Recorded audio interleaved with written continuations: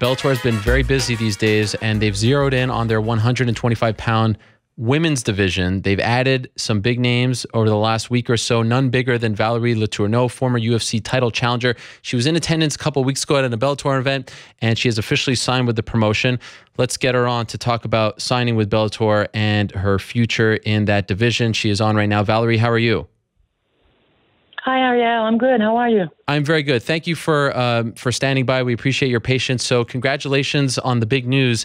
How long prior to signing with Bellator were you in talks with them?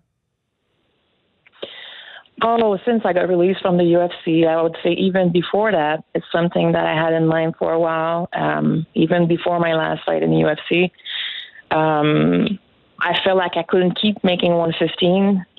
And I still had 5 fights left in my contract, so I just realized that there's no way I can make 5 more times 115. It's just not possible.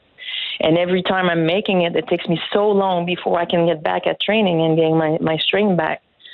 So I wish we would have had the 125 weight class in the UFC, but it was just not happening. So did you ask them to get released, or was it just perfect timing that when you were feeling you couldn't make the weight anymore, they parted ways with you? Well, there's a discussion that I had with them after the last fight. They even told me themselves that they don't want me to make 115 anymore. It's just dangerous every time I was doing it. We were more concerned that something really bad happened to me. So they offered me to fight at 135, and I was not interested to fight at 135. I've lost so much weight since I got down to 115. My body has changed so much. I was already a small 135er, and then I just got smaller. So it makes no sense to me. So this is when I said, just then release me. If you cannot make me fight at 125, and I don't want to fight at 135, what's the point to get stuck in a contract? So after this fight happened at 145, I think they just told me they were not ready to open 125, and they released me. That gave me a chance at least to keep fighting. When you posted the message on your Instagram, I think some people thought that you were maybe retiring, and I'm wondering if you didn't get this opportunity with Bellator, would you have retired? Yes. Yeah. I didn't want to say it like that, obviously, because it's maybe good for a negotiation or whatever, but in my heart, the only promotion I was interested to fight for and motivated to fight for was Bellator. And I think it's a great opportunity that I have, that they want to invest in that flyweight division. They just signed a couple more girls, and I know they're going to promote these girls. So that was a really good timing for me to jump into Bellator. Why do you think the UFC is so hesitant to start a 125 division, and do you think that it is a big mistake that they're sort of skipping over this division? I don't think they're going to get in trouble because they're not fighting, they're not heading this weight class. They're doing great. But, the problem is, I think a few girls fighting at 115 would go to 125. A few girls fighting at 135 would go down to 125. And they already don't have enough girls fighting in those both weight classes. And I think that was just a big mistake to have 145 before. They don't even have girls to fight at this weight class. So now they're stuck with this. They need to build that weight class. And I think this is what they're going to focus on for the moment. Probably maybe next year or in 2 years, and they're going to open 125, hopefully. We had Rafael Dos Anjos on the show last week, and he said that prior to his fight against Eddie Alvarez in July, when he was fighting as 155-pound champion, he passed out for 3 minutes, and it was very scary, and they were close to calling off the fight. And you've talked about some of the issues that you've had cutting down to 115. Did you ever get to the point where you thought that you were going to die as well? The worst was when I fought Joanna, and I think you can talk to Bigfoot. I think you can talk to Mark Hunt because I was sitting between them. But really, they had to take me to the hospital right after weigh-in. I couldn't even drink. I couldn't even eat. I couldn't even speak. I don't know if you remember, but we did an interview as soon as I walked out of the stage, and I couldn't stop shaking. And then at the end, I couldn't even walk. I just make it to my chair. And then after that, I was done. I couldn't move. I was so cold inside. I felt like all my bone was knocking on each other. And they had to give me IV. I was going to die. You're not supposed to have IV, but you get to this point. I had to push. So my blood pressure when I started cutting weight was 80/35. Wow. This is how low. Can you just imagine how I was feeling? Try to have a conversation. Just try to even think properly. I was losing my voice, vision. I couldn't even hear properly. So you just think your heart is going to stop. And it's really mentally, you just stay strong and say, okay, I'm going to make it tomorrow. Talking to my body, talking to my legs. We do this, we're going to do this. I'm talking to my body like it's not even a part of myself, like it's a machine, and you just keep going, you keep walking, you just keep doing your thing. But how many times I can do this? And the more you do it, it's just, you so, I think, traumatized every single time you do it that you're more concerned of, let's say, a week of the fight. I was thinking more of how much I was going to suffer again to do this 115, everything that I had to go through to make 115, than the fight. And it's not even, I think, we all ready to push our body to a point. We don't care about suffering to make it, but it's disgusting when you feel at your best, and then after you do all that weight cut, you just lose your speed, your cardio, your strength, and you did all that for nothing. All this work is just, you just kill it in the last 24 hours. So we've seen so many fighters do so much better, going up in a weight class. I'm looking at George Masvidal in my gym, Dustin Poirier, and even going there happy. They're happy with their family. They can still have a life beside fighting, even if they have a fight coming up. And then, yes, it's serious. I mean, you diet and everything, but you don't have to have that struggle of not eating and then cutting water and all that. Do you think that it's only a matter of time before something truly tragic happens to one of these fighters who's cutting a lot of weight? Because again, you're fighting in a UFC title fight and you have resources available to you. There are people who are, just coming into the UFC or Bellator who don't have those same resources, who don't make as much, and they're pushing themselves to make weight as well because they want to live out a dream. Do you fear that it is only a matter of time before something bad happens? Even in the UFC, okay? Yeah. I was thinking, because I passed out a couple of times. I was, falling. I felt like I was falling asleep in the bath, and then I was. Imagine if I just stopped breathing over there. By the time they get a nurse or a doctor, or somebody to save me, I'm gonna die. There's nothing they can do, even if you fight for the UFC. Anything can happen at this point, and we don't have the doctor next to us the whole time we cut weight. We don't have a nurse next to us the whole time we cut weight. It is super dangerous, and it's surprising that not more things have happened yet. What do you think can be done as far as the promotions are concerned to help the fighters? Is there anything, or is it on the fighters to surround themselves with the right coaches who tell them not to go down, to this extreme weight class and to stick at their more natural weight? It's the fighter responsibility to fight at their weight class. You want to push yourself to this point, then this is your fault. But in my case, even if I put it all together, my weight class is 125. You asked me to go all the way up, which these girls today are bigger than when I used to fight at 135. And then, or go all the way down. It's 20 pounds difference. In boxing, they have 3 pounds, difference between weight classes. How does that make sense? 3 to 4 to 5 pounds.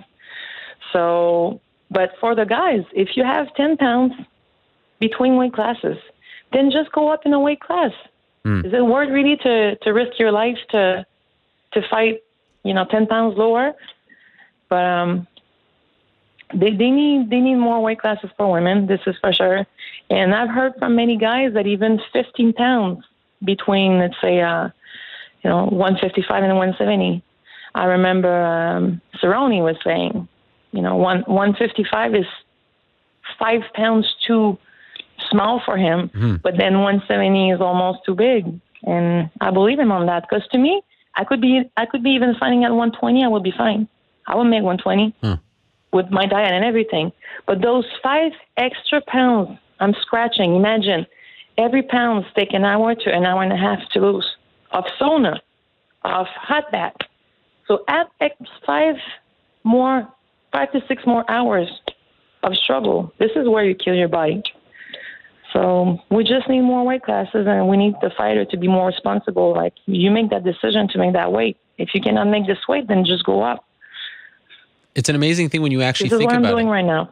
Yeah, and I give you a ton of credit for doing it, but it's amazing because you prepare all these months for this big fight, and you think that you're in tip-top shape once you get to the city, and then you have to almost like kill yourself to get down to the weight, and it's almost like the most dangerous thing that cage fighters are doing is actually getting to the fight. It's not even the fight, which is super dangerous in its own right, but it's getting to the fight. In no other sport are the 24 hours before the actual sporting event more dangerous and more taxing on your body than the actual athletic endeavor that you're about to perform in front of millions of people. You get what I'm saying? It's like the fight to get to the fight is crazier than the actual fight itself.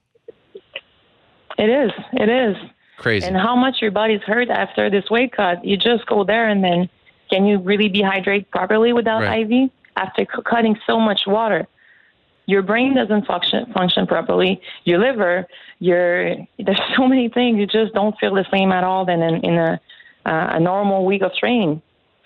So when you, I'm just so glad I'm not going to have to deal with that no more. I bet. When you start your training camp, how much will you weigh? I don't walk that heavy. Okay. I'm seriously between 138 and 140. And I'm going to be honest with you, when I make 115, every time I step in the octagon the day after, I'm 135. Uh-huh. So it's not because I'm not taking this seriously. Even between fights, I always stay really close from the way my body change. I get softer, I'm losing muscle. But, I mean, I don't go super high in weight. It's just for me to get my weight under 130 pounds. I'm so lean at 130. Then I need to cut 15 pounds of water, 14 pounds of water. That's a lot of weight for 115. So, but I've seen some girls fighting at 115. They walk at 150. But if you walk at 150 and you have something to lose, you have fat, you get more chubby. Okay, you can cut on that. But when you're already 140, pretty lean, where are you going to cut that from? When you were in attendance a couple of weeks ago, was that the first time you saw a Bellator event in person? Yes, it was. What did you think of it? I was pretty excited. The show was great, and honestly, I mean, they had really good fighters on that card. So I loved it, and I was looking at it in a different eye, obviously, because I know I was going to fight for them. And I'm pretty happy that we closed that deal finally, because we've been talking back and forth since I got released. And see that they really want to invest in that weight class. So I'm very excited to be part of it. Do you know when your debut fight will be? And if so, do you know who you'll be fighting? Yes. Oh. So wow. I'm going to be fighting. Yeah. My first fight is going to be July 14th. Okay. Bellator 181. I'm fighting Emily Ducote. All right. Yeah, the fight's going to be in Oklahoma. So I'm starting my training camp next week, and hopefully they keep me busy. Okay, so Emily is one of the more familiar names. She's had a few fights under the Bellator roster. She's coming off a win. She did lose to Limele McFarlane. Was there any talk of you fight? Because I was thinking maybe they'd put you against McFarlane, maybe in an inaugural title fight. Was there any talk of that, or do you like sort of easing into it? Well, I would be definitely looking for a title fight. That is a goal, but I don't think I would be respected by any girl by jumping into Bellator and just get straight to a championship fight. I still feel like I need to prove myself. Emily is a really good opponent, and I'll get the win, and hopefully I can fight for maybe the belt after that. We'll see, one fight at a time, but I know, I don't know how to say her name. McFarlane? Yeah, McFarlane. I saw her fight, and McFarlane, sorry. So I'm definitely open to fight her for a championship fight. That will be pretty exciting. What did you think of her? Like you said, you saw her in person. She picked up another win. She's still undefeated. Were you impressed? She's great. Yeah, she did great. I mean, that was so quick, so it's hard to judge a fight. We didn't see much, but she did what she had to do. She did great. And I mean, I'm going to start looking more at the girls standing in Bellator now. Obviously, I need to start watching more of their fights. But that was a pretty close fight also with Emily Ducote. Mm-hmm. How much do you know about Emily? Mm-hmm. I'm just starting paying more attention to her, obviously. Yeah. But for what I've seen, she has good hands. She has a good jiu-jitsu. She looks pretty complete. Have they told you, okay, by the end of 2017, we're going to bring in the belt? Have they given you sort of their plans of what they're going to do with the division? Because it only seems like right now they're finally going all in on it.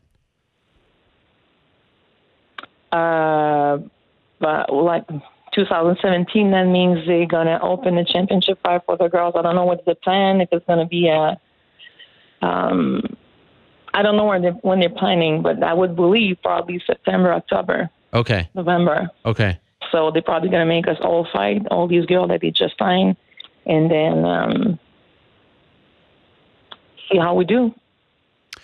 You just celebrated, if you will, your 10-year anniversary in the sport. You've been doing this a long time, and you know, you're reaching your mid-30s. You've been through a lot. Your body's been through a lot. How much longer do you actually want to do this for?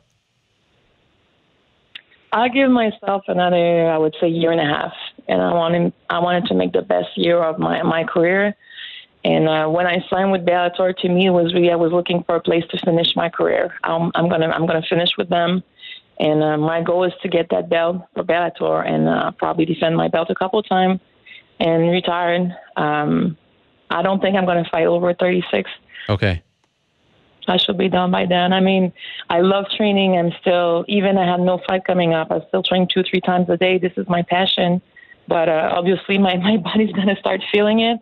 I've been training for over 19 years now. My first amateur fight, I was 16 years old. So it's been a while. It's been a while. Do you have any fears about the kind of damage you've done to your body from weight cutting? I was, but honestly, I would say a month from now, I feel like my strength got back. I feel healthy. I feel like everything got back together, got back to normal. So, but I'm absolutely not interested to go back to this weight cut anymore. So I can just focus. I know 125 is going to be easy for me. After everything I went through, I can only focus on my training. I have so much more experience. I know when to, chill out, when to push, and I start knowing more my body, obviously. So, yes, I was concerned, and I think it was really the time for me to switch. I couldn't do this anymore. What do you think, when that time comes to walk away, what do you think you'll do? Do you have a plan what you'll do after fighting? It's funny. I think I would like to keep giving seminar and mixed martial art and stuff like that, but I'm not seeing myself necessarily working into.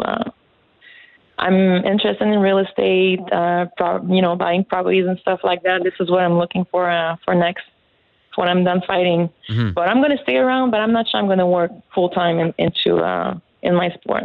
I feel like I want to try something else.